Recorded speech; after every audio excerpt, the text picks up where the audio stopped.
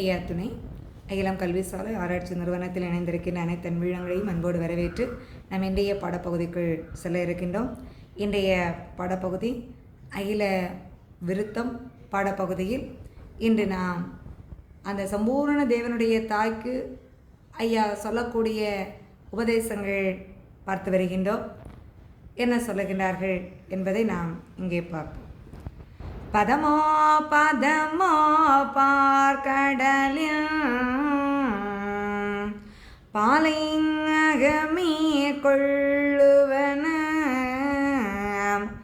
இதமாய் சொல்லிடவே இசையாவண்ணம் வீழ்ந்திடவே உதயம் வெளி திறந்த உருவை யார்க்கும் உரையாமல் இதையே மறந்து என்னை இழப்பம் பேசி நெகிழாதென்றான்.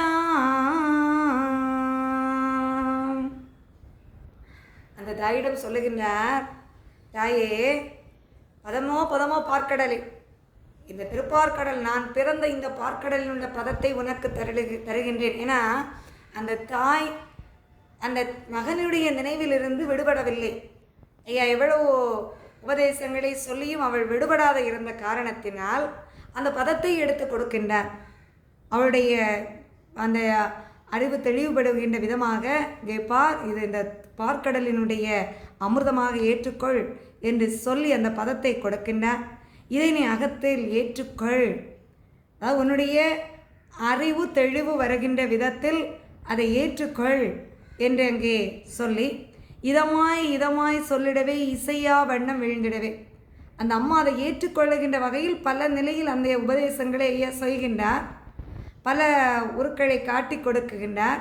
பல சிறப்புகளை அங்கே இருப்பதையெல்லாம் சொல்லுகின்றார்.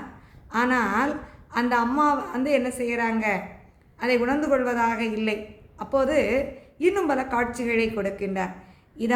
இதமாய் சொல்லிடவே இசையா வண்ணம் விழுந்திடவே உதயம் வெளி திறந்த உருவை யாருக்கும் உரையாமல்.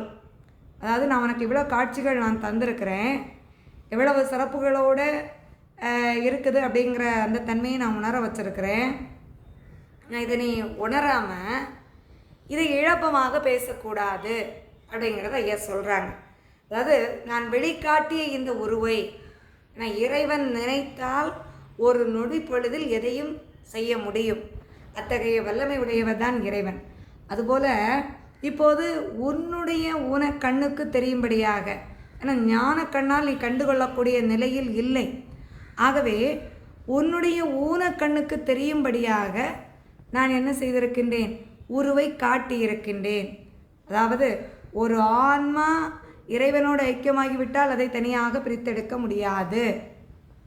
எப்படி கடலில் பல ஆறுகள், கங்கை, கோதாவரி, கிருஷ்ணா பல பல பெயர்களில் அங்கே ஓடிக்கொண்டிருக்கக்கூடிய ஆறுகள் அங்கே தனியாக இருக்கின்ற போது பெயரோடு இருக்கின்றது. அவை கடலில் போய் சங்கமம் ஆன பிற்பாடு அவற்றுக்கென்று தனிப்பெயர் இல்லாமல் அந்த கடலுக்குள் சங்கமம் ஆகுகின்றதோ, அதுபோல் ஒவ்வொரு ஆன்மாக்களும் இறைவனோடு என்ன செய்துவிடும், சங்கமம் ஆகிவிடும்.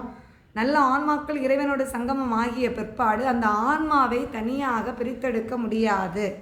எப்படி ஆற்று நீர் கடலுக்குள் சென்ற பிற்பாடு இந்த ஆற்றினுடைய நீர் இதுதான் என்று பிரித்தெடுக்க முடியாமல் அந்த கடல் நீராக அது மாறிவிடுகின்றதோ, அதுபோல் இந்த உலக வாழ்க்கையில் ஒரு உருவோடு அங்கே காட்சி அளித்து பிறந்து வாழ்ந்து கொண்டிருக்கக்கூடிய ஒரு ஆன்மா இறைவனோடு ஐக்கியமாகி விட்டது என்றால் அதன் பிற்பாடு இந்த ஆன்மா இது தனி என்று அந்த பிரித்து நம்மால் என்ன செய்ய முடியாது, காட்ட முடியாது, பிரித்து பார்க்க முடியாது. இதை நீ உணர்ந்து கொள் என்று அந்த உருவை எம்பெருமான் அங்கே காட்டுகின்றார். இந்த உருவை காட்டி அதை இந்த உருவை யாருக்கும் நீ உரையாதே, என்னோடு உன்னுடைய மகனுடைய ஆன்மா என்ன செய்து விட்டது, ஐக்கியமாகி விட்டது. ஆகவே நீ இப்போது நான் பரம்பொருளாக வந்திருக்கின்றேன், உன்னுடைய சிற்றறிவுக்கு எட்டுகின்ற விதத்தில் உனக்கு நான் ஒரு காட்சியை தந்திருக்கின்றேன். ஆகவே இதை மறந்து என்னை இழப்பமாக நீ பேச வேண்டாம் என்று அந்த தாயிடம் அங்கே சொல்லுகின்றார். ஐயா